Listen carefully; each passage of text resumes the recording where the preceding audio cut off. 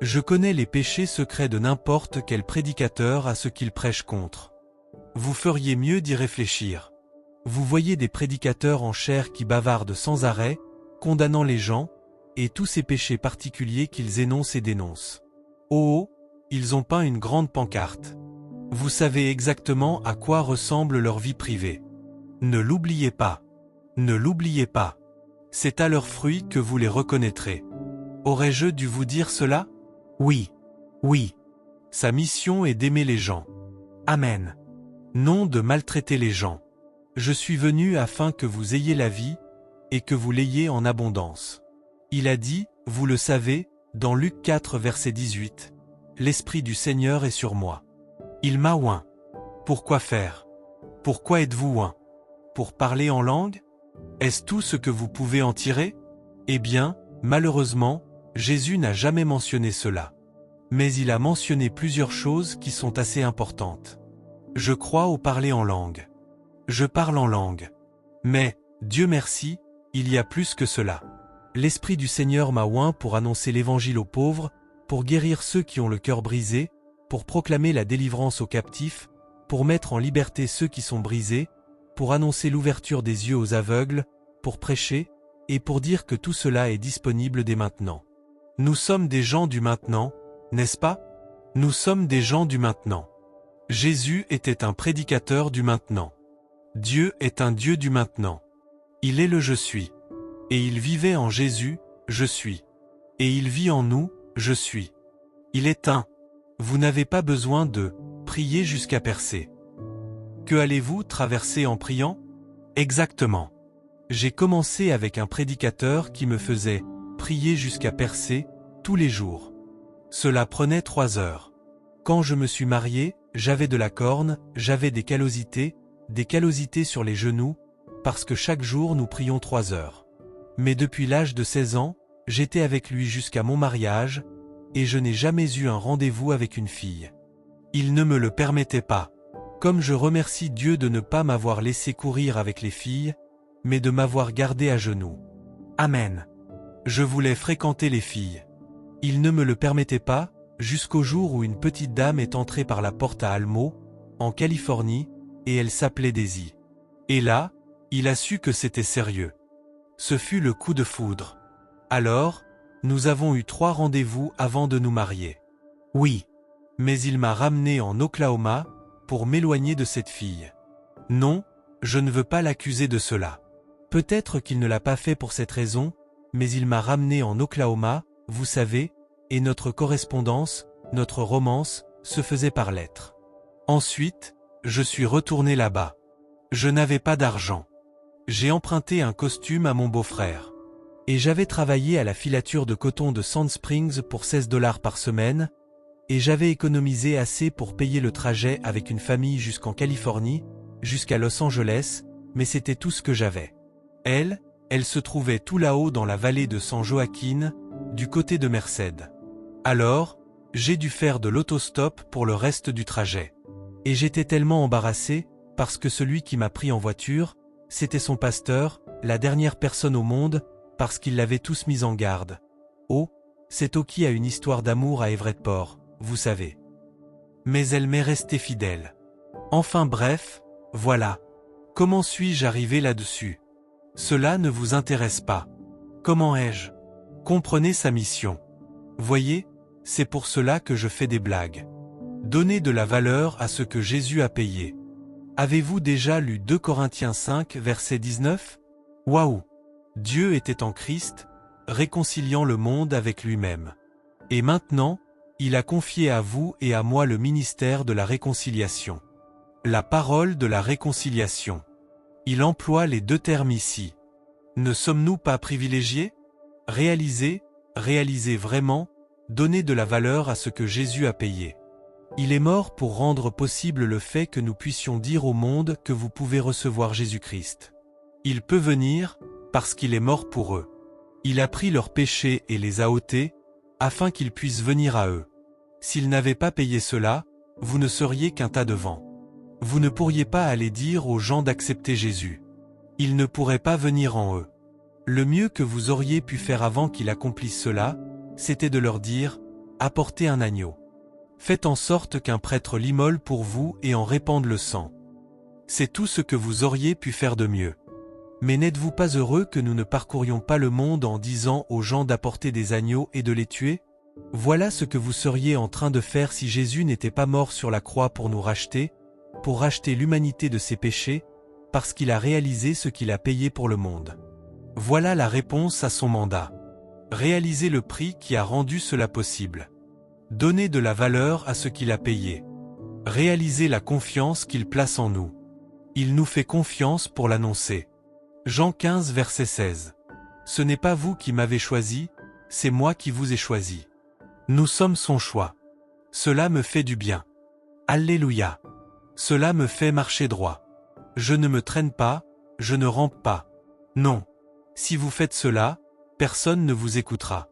Avez-vous déjà vu des prédicateurs ramper jusqu'à la chair comme s'ils avaient une mauvaise nouvelle et redoutaient de vous la donner? Mon Dieu, personne ne les écoute.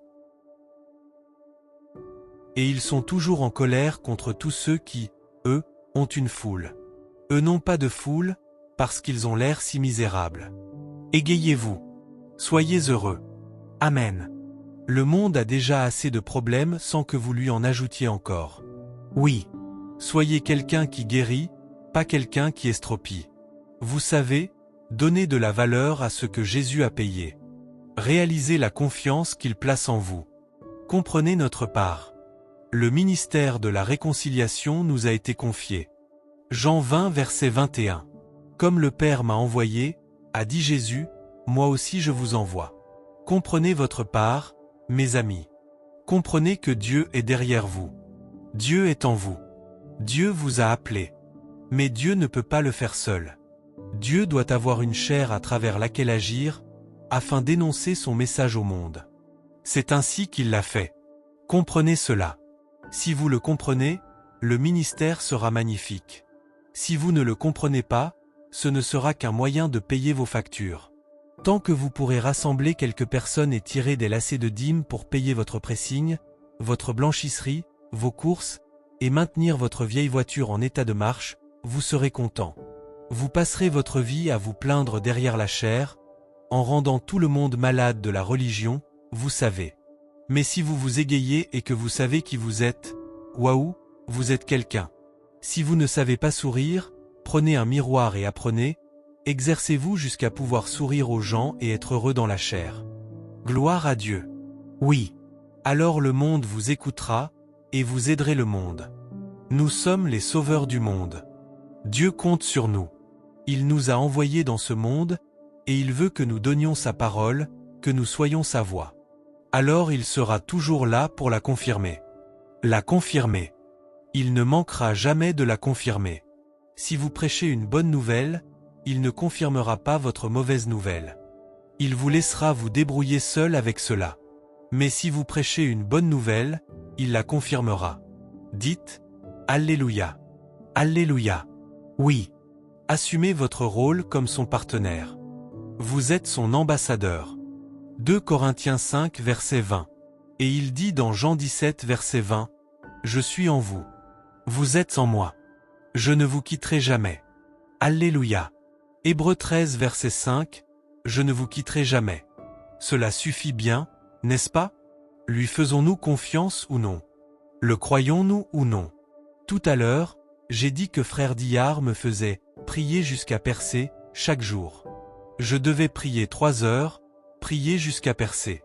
Je ne sais pas ce que j'étais censé traverser par la prière, et je ne sais pas quand je l'ai fait ou quand je ne l'ai pas fait, mais beaucoup de gens essaient de prier jusqu'à percer. Non, non, non. Quand vous comprenez qui vous êtes, quand vous comprenez, et quand nous aurons terminé ces cesses, cela va continuer à devenir plus intense. Je vous le promets, chaque leçon va devenir plus intense, meilleure, devrais-je dire. Pas plus intense, meilleure, meilleure, meilleure. Assumez votre rôle. Nous parlons de la continuation du ministère de Jésus à travers nous. Voilà la question. Voyez-vous, puisqu'il nous a choisis, puisqu'il nous appelle ses partenaires, son appel exige notre réponse, n'est-ce pas? Nous ne pouvons pas l'ignorer. Votre cerveau fonctionne sans arrêt. Et pendant votre temps ici, à Victory Bible Institute, vous prenez des décisions en permanence sur ce que vous allez faire. Souvenez-vous de son appel. Son appel. Avez-vous un appel? Peut-être que certaines personnes n'ont pas d'appel. Est-ce vrai? Certaines personnes n'ont pas de ministère. Est-ce exact? Non. Non. Non. Non. Ce n'est pas exact. Non. Non. Non. Chacun est choisi. Et puisqu'il nous a choisis, cela appelle une réponse. Or, cette réponse peut être oui ou non par nos actes. Nous pouvons répondre négativement ou nous pouvons répondre positivement. Vous comprenez que la réponse exige une décision.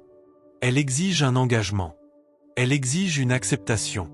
Elle exige un accord. Un accord à propos de quoi? Une décision à propos de quoi? Un engagement à propos de quoi? À propos de la continuation de la volonté de Dieu. À propos de quoi? À propos de ce que Jésus a commencé à faire et à enseigner, comme notre modèle, nous montrant comment le faire. Voilà de quoi il s'agit. Un engagement à propos de quoi? Une décision à propos de quoi? Une réponse à propos de quoi? À propos de la moisson, qui est grande. À propos des ouvriers, qui sont peu nombreux. C'est à propos de ces questions que nous répondons. Ce sont là les questions impliquées dans le fait qu'il nous ait choisis. Matthieu 4 versets 18 et suivants. Jésus, marchant le long de la mer de Galilée, vit deux frères, Simon appelé Pierre, et André, son frère, qui jetaient un filet dans la mer, car ils étaient pêcheurs.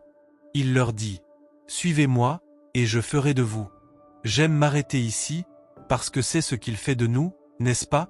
Suivez-moi, et je ferai de vous. Sans moi, vous ne ferez pas du très bon travail.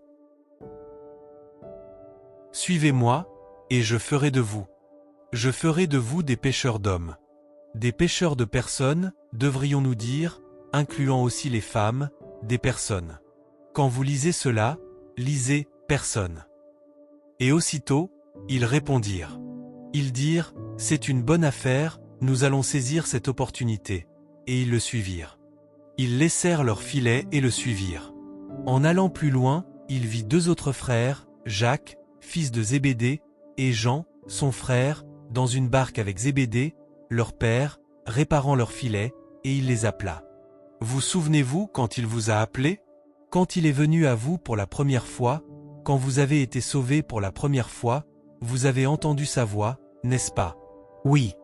Je m'en souviens. Oh, je ferais mieux de ne pas vous raconter cela. J'ai encore trop de choses à dire ici.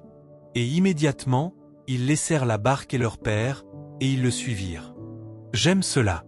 J'aime cela. Acte 9 verset 15. Le Seigneur dit, Saul est un instrument que j'ai choisi. Paul, Saul avant sa conversion. Il est un instrument choisi pour moi, afin de porter mon nom devant les païens, les rois et les enfants d'Israël. Acte 26 verset 16, Paul rapporte ici comment le Seigneur lui a dit, « Lève-toi, tiens-toi sur tes pieds. Je te suis apparu dans ce but. » Parfois, je pense que nous, les pentecôtistes, nous devrions prendre cela plus au sérieux. Et, Dieu est venu à vous. Et, vous avez reçu la même chose que Jésus a reçu. Et, mettez-vous sur vos pieds. Vous avez du travail à faire. Amen. N'est-ce pas vrai? Voilà la réalité. Lève-toi. Tiens-toi sur tes pieds. Je te suis apparu dans un but. Je ne suis pas simplement venu te bénir. Tout le monde cherche à être béni. Ces deux prédicateurs ce matin, tout ce que j'ai entendu, c'était « Donne-moi, donne-moi, donne-moi, donne-le-moi, donne-le-moi. Je peux en avoir plus, encore plus, encore plus. Viens. » Vous savez, dans nos rangs pentecôtistes aujourd'hui, trop souvent, nous allons à ces conventions, nous allons à ces réunions, et nous passons de réunion en réunion. Les gens courent d'une église à l'autre. Aujourd'hui, je me souviens qu'un certain pasteur en ville souriait en disant « Oui, ils sont membres ici cette semaine.